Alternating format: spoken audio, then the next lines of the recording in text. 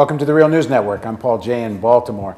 As our viewers know, the Real News has moved to Baltimore. It's the home of our new national headquarters. But we don't know that much about Baltimore. Something we want to fix as soon as we can, because we plan on doing a lot of local coverage of Baltimore. So we're asking people who do know Baltimore to come and talk to us and raise and explain some of the issues that we should be digging into. We plan to do investigative pieces and town hall debates in the coming months. And without further ado, it's the first of our series about what's happening in Baltimore.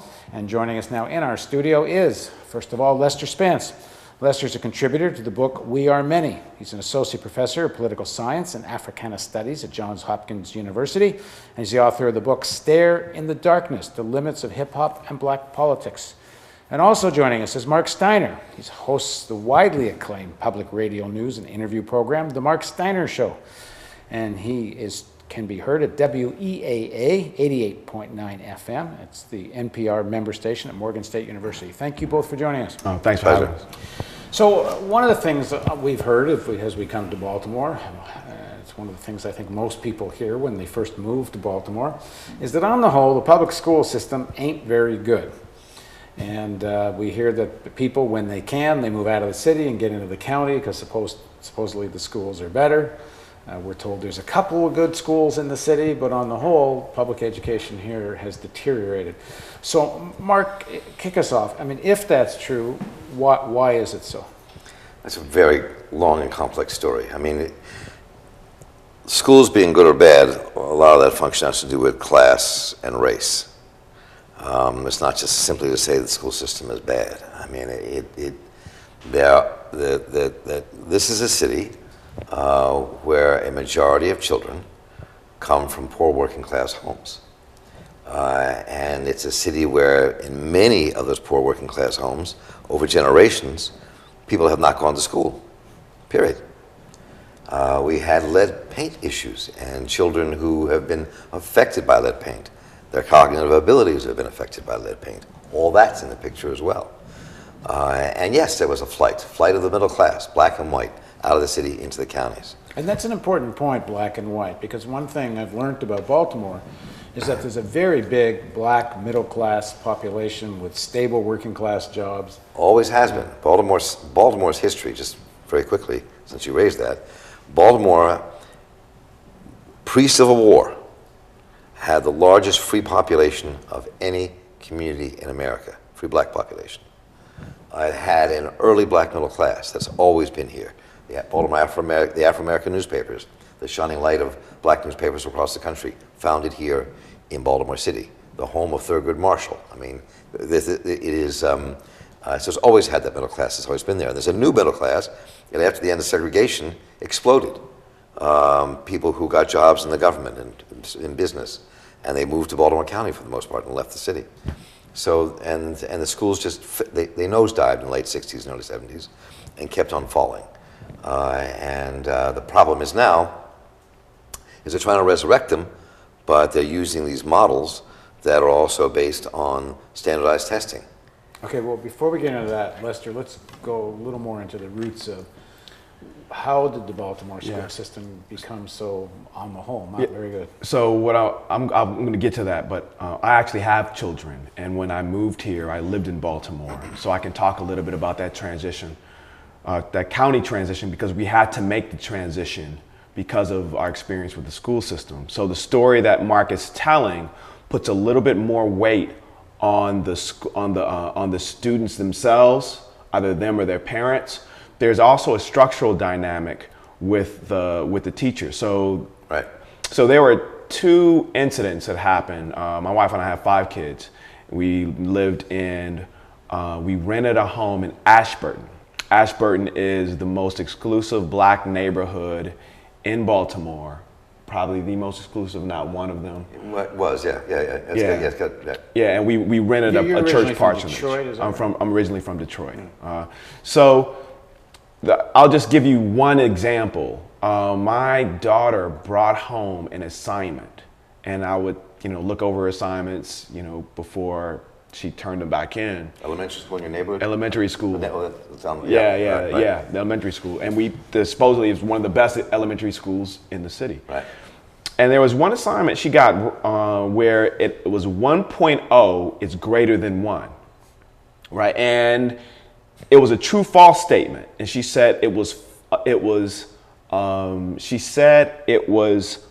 false. And then the teacher said, no, that's true. I'm like, no, that's false. 1.0 equals 1. It's the same number. And I get in an argument with my grade school daughter because she's like, oh my God, Daddy, the teacher's right. And I had to tell her, I was like, baby, you will never have a teacher in your life that's smarter than I am, but definitely not no grade school math, right? And then there was a series of incidents where it was clear that the teachers that were teaching her and my other children were not teaching them accurate information. Weren't trained very well. Yeah, they weren't trained very well, right? So we had to make a decision. And so we made a decision to move out to the county, and we're very satisfied with the grade school is excellent, the middle school not so much, and then my two high school age kids I've had so far were able to get into the magnet. And the magnet had its own politics because it kind of peels middle class, it allows, it shunts off a certain type of political dissatisfaction because black middle class and white middle class parents can at least have a sense that if they get their kid in the right public school, it doesn't matter how the rest of them are, right? So that's my personal experience. Now, where does this come from? Baltimore is a Rust Belt city. So like many Rust Belt cities, the public school systems were... It used to have a steel industry and more in yes. manufacturing. Right. Oh, that's right, yes. More manufacturing, but then that dissolves, right? Those jobs leave. And they're not really replaced with anything. Now, the public school system in these Rust Belt cities, places like Baltimore, like Detroit, Gary, Milwaukee, all United States cities, the public school systems were designed to a certain extent to get those kids out of public schools right into the job, right into the plant. You graduate from high school, the next day you go into the plant, right?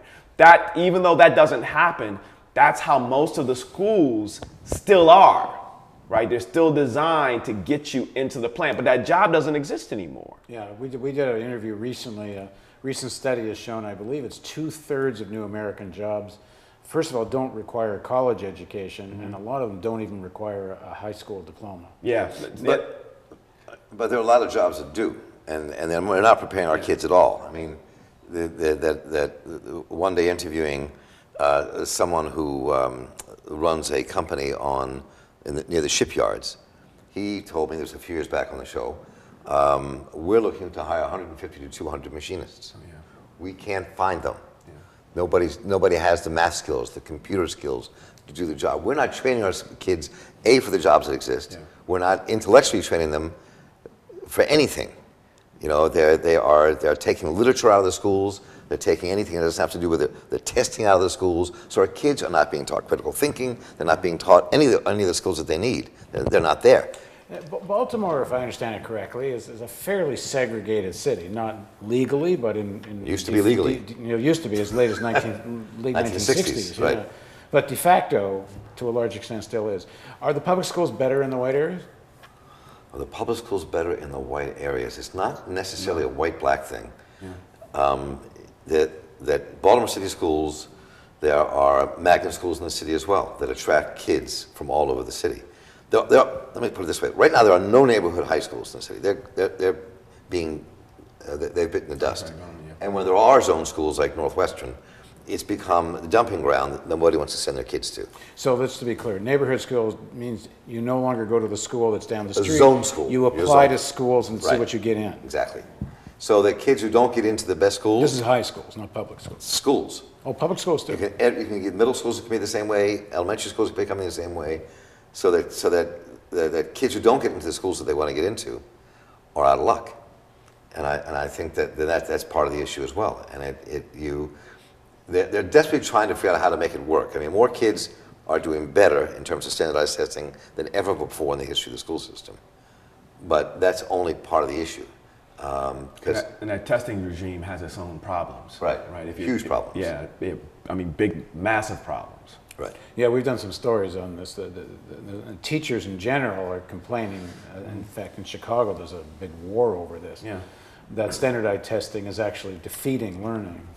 Yeah, I mean, so and we haven't talked about, so I gave that analogy to talk about how there's a teacher challenge. But the other thing is that because teachers themselves aren't really paid, they aren't really paid that well, there are a number of people who are going into different industries who probably would make better teachers than some of the teachers we have. And then the political dynamic is that the teachers themselves are under pressure, under increasing pressure to perform because of the testing regime, and then because of strain placed upon teachers unions, right? So it makes it kind of a really difficult learning environment for children, and then it makes it a difficult a difficult environment for teachers, right? And this is part of a national trend where so when we grew up, when all of us grew up, when most people born before 1969 or so, the natural thing was for them to go to their public school. But now, because of these local and because of these intensely national dynamics, the natural thing is to get your kid in a private school or to roll the dice and hope you can get in a lottery and get in a magnet school.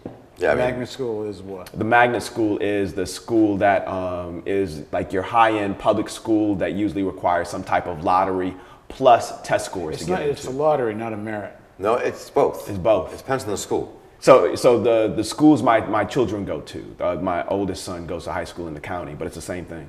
It's like you take a test, and then if your test score is above a certain mark, then you're put in the lottery.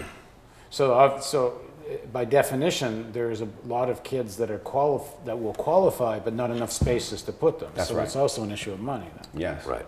Exactly. Yeah. I mean, I have kids and grandkids who have all been in the public school system, Baltimore County and Baltimore City. And there are incredible schools in the city. Like my oldest daughter graduated from Baltimore School for the Arts. Same schools Tupac went to. Yeah, like he was one of my students.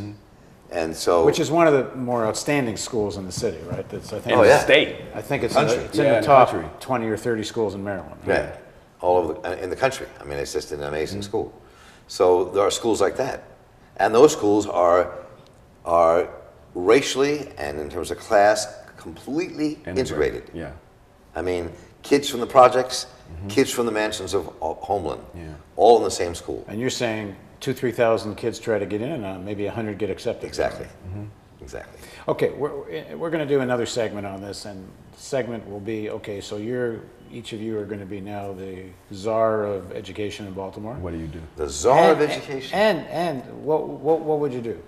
And I guess we'd have to give you some money as well. But we'll do that. right. So join us for the next segment of our interview about public education in Baltimore on the Real News Network.